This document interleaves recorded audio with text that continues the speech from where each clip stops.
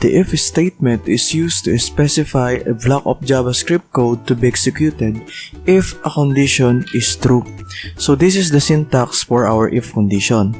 Kapag ang condition natin is true, may execute yung laman ng ating block of code or code blocks na nasa loob ng ating open and close curly bracket. So ano nga ba ang purpose ng code block? So a code block is used to define statements to be executed together. Gawa tayo ng simple program na kino-compare yung dalawang variables. At ipiprint natin yung may pinaka-highest value. So para magawa yan, gagamitan natin ng tinatawag na if condition. So una is gagawa muna tayo dito ng ating p element or p tag.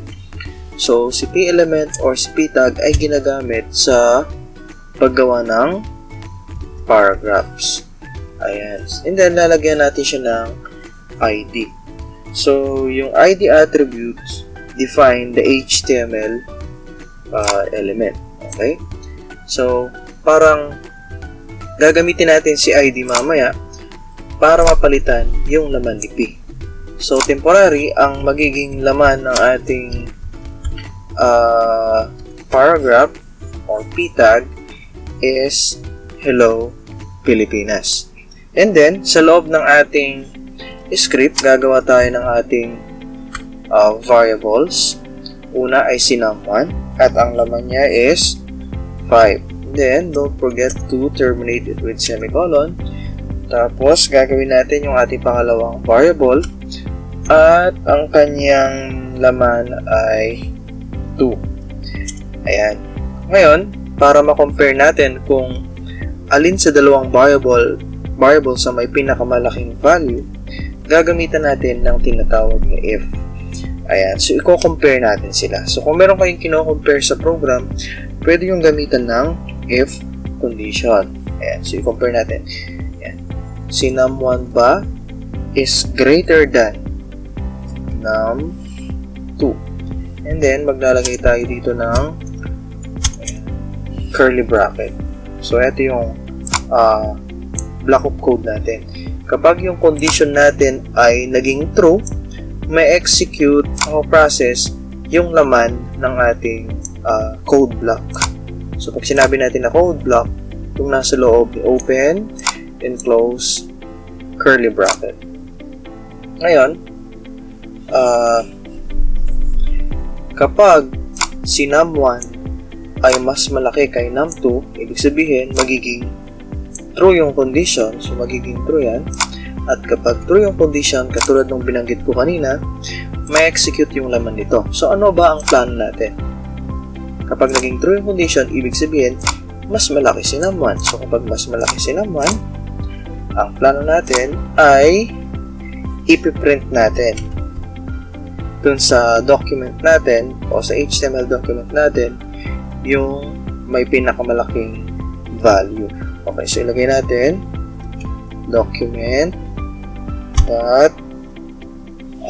get element by ID, and then ano yung ID ng ating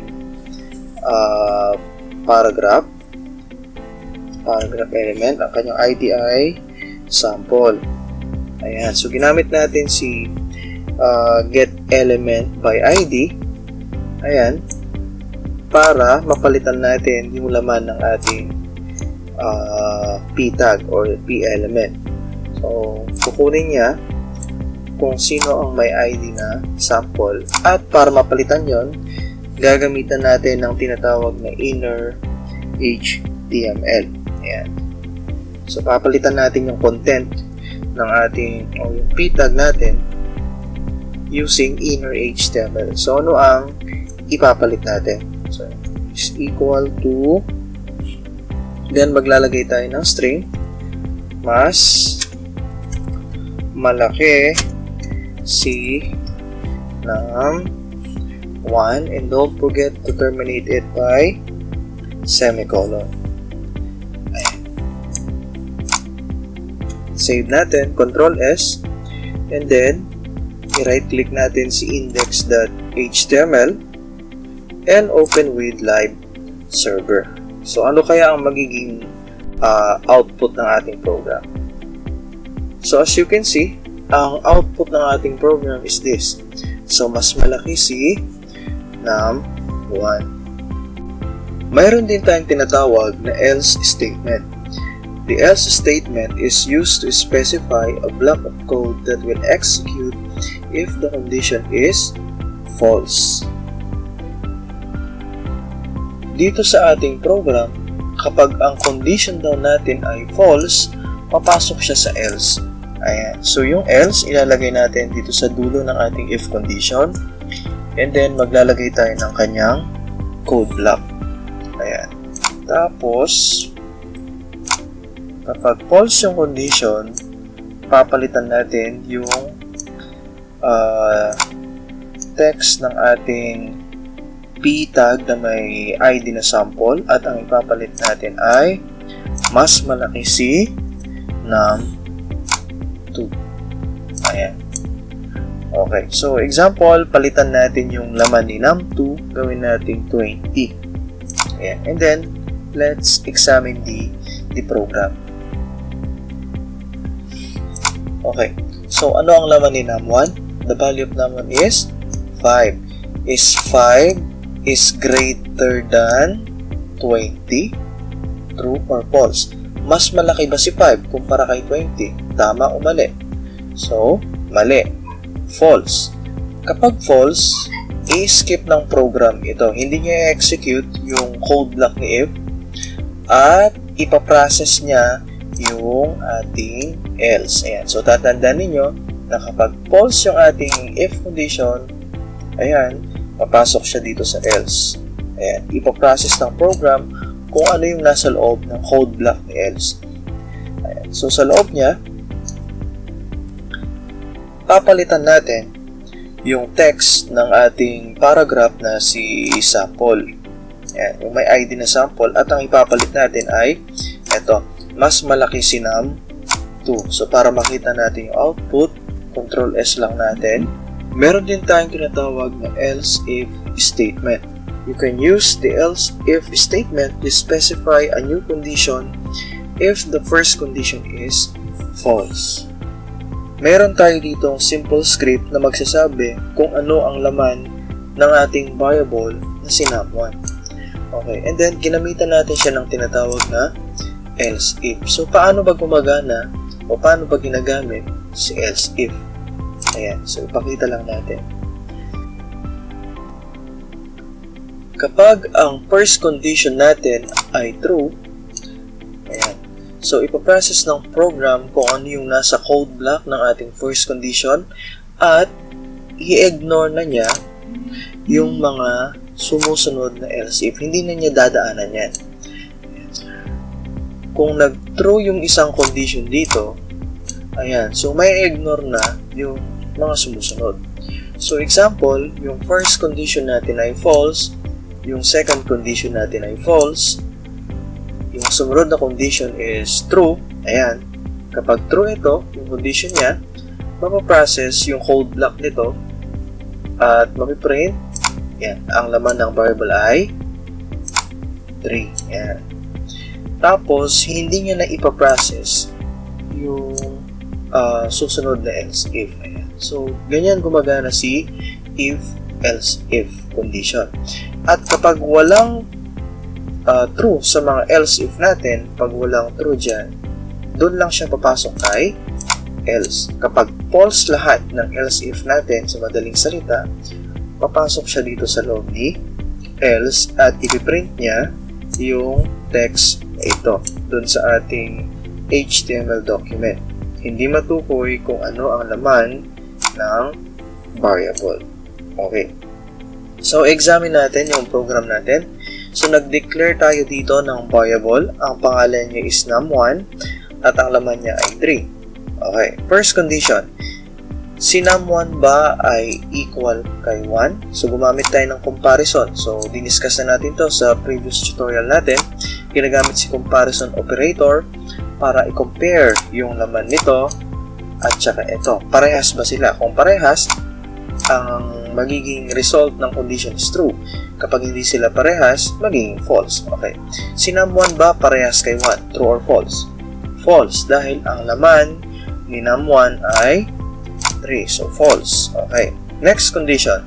Si num1 ba parehas kay 2? Ang laman ni num1 is 3. So, hindi sila parehas. False. Si num1 ba parehas kay 3? Okay. So, parehas sila. Kapag true yung condition, naging true yan, mag-process yung laman ng code block ng if condition na to. Yan. So, ano bang nasa loob ng code block niya? Eto. So, mapiprint sa HTML document natin ang string na ito. Ang laman ng variable ay 3. So, i-check natin yung output. So, i-right-click natin si index.html and then open with live server. At yan, eto nga yung magiging output. Ang laman ng variable ay 3. Kapag pinalitan naman natin yung laman ni num1, ginawa nating 5, ay so ano kayo mangyayari? Sige, examine natin ulit yung program. Si num1 ba equal kay 1? False. Next condition. Si num1 ba equal kay 2? False. Si num1 ba equal kay 3? False. Si num1 ba equal kay 4? False. So, lahat ng else if condition natin ay false. So, ibig sabihin, papasok siya dito sa loob ni else. So, lahat ng condition, kung lahat ng condition ay false, yan, papasok siya kay else at mapiprint yung text na ito. Hindi matukoy kung ano ang laman ng variable. So, tignan natin yung output. So, as you can see, yan, hindi matukoy kung ano ang laman ng variable. Yan yung output ng ating program. Mayroon din tayong tinatawag na JavaScript nested if. Ang ibig sabihin ng nested if, sa loob ng ating if condition ay mayroon pa itong if condition. So, meron tayo ditong halimbawa sa paggamit ng nested if. Ayan. So, nag-declare tayo ng variable dito. Ang laman niya is 65. Ayan. So, ang pangalan ng variable is age. Okay. So, dito sa first condition natin, kapag yung condition natin is naging false, papasok siya dito sa loob ni else. At kung mapapansin ninyo, sa loob ng ating else, meron pa tayong if-else statement. Ang tawag dito ay nested if. Okay? Sa loob ng ating if condition or if-else, meron pang if statement or if-else statement, as you can see. So, examine natin kung paano gumagana yung ating program. So, ang laman ni age ay 65. Okay. So, si age ba ay mas maliit o less than kay 18? So, true or false? False. So, kapag false, papasok siya dito sa ating else statement. Pagpasok niya dito, ayan, papasok ulit siya sa panibagong condition. Ano ba ang laman ni age? So, ang laman ni age ay 65. Is age is greater than or equal to 18? So, true. Okay. The first condition is true. So, examine natin yung susunod. Is 65 is less than or equal to 60? So, false. So, true, false, gumamit tayo ng logical end. Ano yung magiging resulta? So, sa logical end, katulad nung sinabi natin nung previous discussion natin, kapag merong false sa condition, false na. So, ibig sabihin, ang result dito ay false kasi false ito. Ayan, so, false. So, kapag false, papasok siya sa loob ng ating else at mapiprint ito sa ating HTML document. And then, gumamit tayo dito ng tinatawag na B tag para maging bold itong ating text o string. And then, check natin yung output kung ito nga ba yung magiging result. So, right-click natin si index.html and then open with live server. So, as you can see, you are too old to work. Yan yung output ng ating program. So, ganyan gumagana yung ating nested if statement. Ngayon, kapag gagawin naman nating 17 yung laman ni age, okay, examine natin yung program. So, is 17 is less than 18. So, true. So, kapag true, papasok na siya kagad dito at mapiprint ito sa ating HTML document. You are minor. And then, so naka-bold siya. Naka-bold yung style niya. Gumamit tayo ng B element or B tag. And then, mag-recreate siya ng new line. So, gumamit tayo ng BR or break tag para mailagay sa next line itong string na to. Not eligible to work. Okay. So, then, so as you can see, you are minor, not eligible to work. Yan yung output ng ating program. Tandaan din natin na ang JavaScript ay case sensitive. So, kapag ginawa mo ang capital letter I, yung I ng if, ayan, as you can see, ginawa natin capital, ano kayo mangyayari? So, Control S natin, then, tignan natin yung output ng ating program. So, walang output. Pero kapag titignan natin yung ating console, so right-click natin, and then inspect, then console tab, ayan. So, magkakaroon siya ng tinatawag natin na error.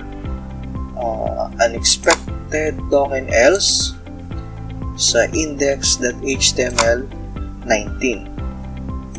Ayan. So, dun sa line number 19 daw. May mali. Kasi, mali yung nilagay natin na casing para sa ating if keyword. So, dapat small letter lang.